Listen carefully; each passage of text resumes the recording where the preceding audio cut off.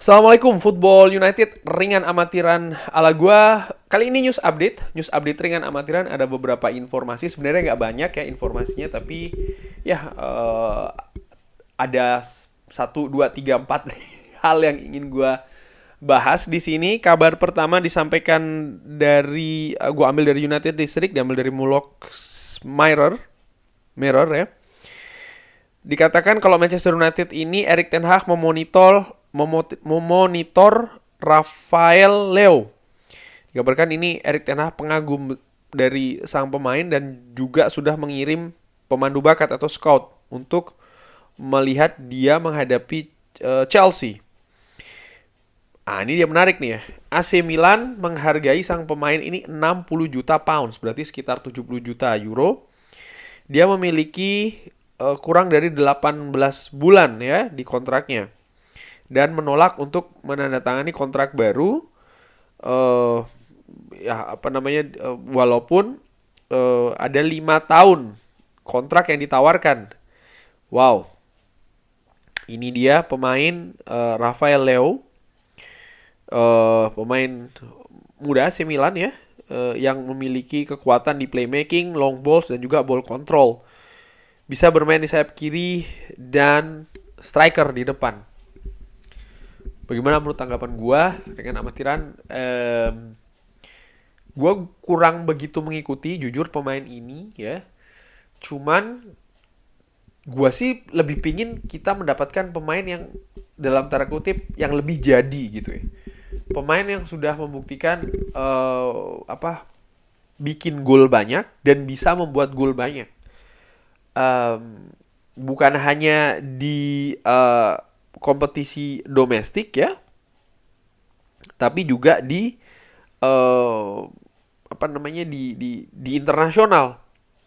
Dan gua sih sampai sejauh ini ya, walaupun sang pemain berusia 23 tahun ini ya, Rafael Leo ini sudah mencetak 4 gol dan 4 assist untuk AC Milan di kompetisi domestik. Tapi favorit gue sih, kalau gue ya ringan amatiran, masih Cody Gakpo sih menurut gue.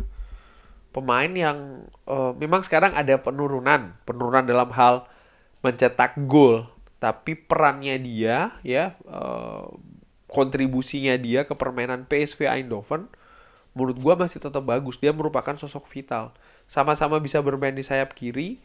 Dan Cody Gakpo menurut gue bisa juga dimainkan di striker maupun di belakang striker. Pemain sama-sama muda juga. Tapi gue melihat, gak tau ya, menurut gue sih dengan amatiran secara internasional Cody Gakpo lebih siap sih menurut gue dengan amatiran. Selain juga harga. Nah harga ini tadi dikatakan sekitar 70 juta kan Leo ini. Gue berpikir bukan tidak mungkin Cody Gakpo juga akan sampai ke harga 70 atau 60 juta. Walaupun sebenarnya kemarin di musim panas Leeds hampir mendapatkan dengan harga 45 juta. Tapi melihat bagaimana semakin moncernya, kontribusinya juga semakin besar, semakin vital perannya. Dan juga peminat dari Cody Gakpo ini dikabarkan sampai Real Madrid, bahkan Barcelona juga disebut-sebut berminat. Tentu saja ini akan mempengaruhi harga dari sang pemain itu sendiri ya. Cuman kalau dibandingkan dua pemain Rafael Leo dengan Cody Gakpo, dengan amatiran gue sih lebih memilih Cody Gakpo ya. Tapi kok Sobat Football United punya pendapat lain, bisa drop di kolom komen. Sekali lagi nih pendapat ringan amatiran ala gue ya. David De Gea sebelum pertandingan menghadapi Newcastle ini mendapatkan penghargaan karena 500 penampilannya ya bersama klub yang dipersembahkan langsung oleh Sir Alex. Sir Alex merupakan pemain yang membawa saya ke sini. Dia mempercayai saya. Ya, gue ingat betul prosesnya mendatangkan kiper muda dari Atletico Madrid sekitar 10 tahun yang lalu kalau nggak salah ya. David De Gea itu datang, ya gue lupa sekitar 10 tahunan. Sempat tentu saja di media digembar-gemborkan kiper muda ini selepas Edwin van der Sar pastinya. Tapi ternyata tidak bisa dengan mulus karena pada saat itu dia mengalami kesulitan beradaptasi terutama dengan bola-bola silang, terutama juga dengan fisik ya, karena memang di Liga Inggris sering beradu fisik dan lain-lain. Andres Lindegaard sempat didatangkan kiper Denmark untuk memberikan persaingan terhadap seorang David De Gea, bahkan di rolling posisinya oleh pada saat oleh Sir Alex, tapi pelan-pelan dia berhasil mendapatkan posisi utama ya sesuai dengan yang diskenarukan oleh Sir Alex. Bahkan di pelatih atau manajer Manchester selanjutnya setelah Sir Alex, David Moyes, Ryan Giggs, Louis van Gaal, Jose Mourinho, Ole Gunnar Solskjaer, Michael Carrick, lalu Ralf Rangnick, dan juga terakhir saat ini ya Erik ten Hag, semua mempercayai Erik ten Hag. Tentu saja di luar ada komentar plus minus ya kan, dikabarkan David De Gea distribusi bolanya tidak bagus dan lain-lain. Tapi pada kenyataannya adalah selama kurun waktu ya 10 tahun terakhir paling tidak, dia cukup sering mendapatkan gelar pemain terbaik bagi Manchester United. Kontribusinya dia bukan hanya ke penyelamatan ya, tapi juga ke poin Manchester United, terutama ketika masa-masa sulit di Manchester United di tangan David Moyes ya kan, Louis van Gaal, Jose Mourinho, maupun juga terakhir di masa Ole Gunnar Solskjaer sebelum selesai ya, maupun juga di Ralf Rangnick, bagaimana peran kontribusinya dia sangat-sangat besar di Manchester United. Jadi menurut gua pemain ini merupakan pemain yang spesial. Erik ten Hag mengatakan kalau Christian Eriksen ini sakit dan Marcus Rashford berada di bangku cadangan karena dia tidak 100% fit ya. Under the weather itu maksudnya agak sakit. Ini sekaligus menjawab pertanyaan kenapa kok Christian Eriksen tidak ada di atas lapangan maupun juga di bangku cadangan. Begitupun juga Marcus Rashford, kenapa kok memulai dari bangku cadangan padahal ya di beberapa pertandingan sebelumnya tampil cukup baik.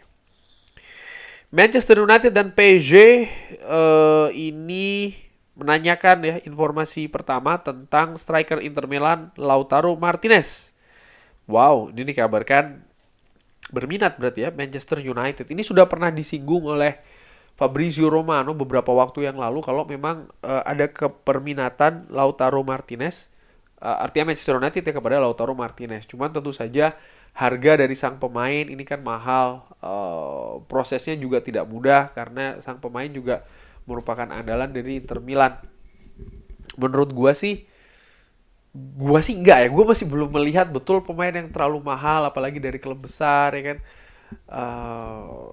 Dan seperti dikatakan oleh media pemberitaan juga kalau Manchester United bulan Januari ini ataupun juga musim panas tahun depan budgetnya tidak akan sebesar musim panas tahun ini. Artinya Januari nanti dan juga Juli Agustus musim depan tidak sebesar tahun ini, di mana kita Casemiro 70 juta, lalu Anthony 100 juta. Gue pikir sih tidak akan seperti itu, dan pemain seperti Lautaro Martinez ini harganya menurut gue juga akan tinggi, sehingga gue pikir sih kayaknya enggak sih kalau menurut gue ya, dengan amatiran. Kabar terakhir ini Manchester United dikabarkan mempertimbangkan untuk mendatangkan James Maddison dari Leicester. Wow, James Maddison memang musim ini tampil sangat baik, sangat moncer bagi Leicester ya, di lini tengah. Sekalipun Leicester juga secara performa tim masih belum bagus, pasukan Brendan Rodgers ini masih menghuni papan bawah. Tapi jangan lupa di Leicester juga ada Youri Tielemans yang akan memasuki periode masa-masa terakhir nih ya, karena kontraknya dikabarkan, nggak tahu, kalau gue belum update bisa diupdate tolong di kolom komentar, tapi yang terakhir gue tahu sih dia belum mau memperpanjang kontrak. Dan menurut gue kedua pemain ini sebenarnya pemain dengan kualitas yang bagus, Youri Tielemans maupun juga dengan James Maddison. Nah, kita butuh kedalaman di lini tengah. Kita butuh kreativitas, kita butuh visi di lini tengah. Sejauh ini pemain yang bisa menghadirkan hal tersebut adalah seorang Christian Eriksen. Fred bukan pemain dengan visi yang bagus. Gue sepakat hal itu. Dia punya kelebihan yang lain ya, perebutan bola, duel dan lain-lain. Casemiro pun juga demikian. Bukan pemain dengan daya kreativitas, daya fantasi yang bagus ya. Maupun juga Scott McTominay. Kita butuh pemain yang bisa membackup seorang Christian Eriksen. Karena ketika Christian Eriksen tidak bermain, ya daya kreativitas di lini tengah ini menurun, berkurang. James Maddison maupun Youri Tielemans, dan sering gue pernah sebut juga, terutama Youri Tielemans, ini merupakan pemain baik, pemain bagus, punya pengalaman internasional bersama tim nasional Belgia pastinya, lalu juga sudah malang melintang di Liga Inggris, artinya dia sudah tidak perlu lagi beradaptasi dengan kompetisi yang baru. Dan kalau seandainya didatangkan, ya merupakan akan menjadi tambahan kualitas yang bagus bagi Manchester United, pun juga seorang James Maddison, walaupun gue yakin sih kedua pemain ini pastinya juga diincar oleh tim-tim lain peserta Liga Inggris, karena memang kedua pemain ini memiliki kualitas yang bagus. Kurang lebih demikian ngobrol ringan tentang news update, nggak banyak-banyak. Terima kasih sudah menyaksikan. Jangan lupa like, subscribe, sholat. Nantikan selalu video Football United ya. Terima kasih.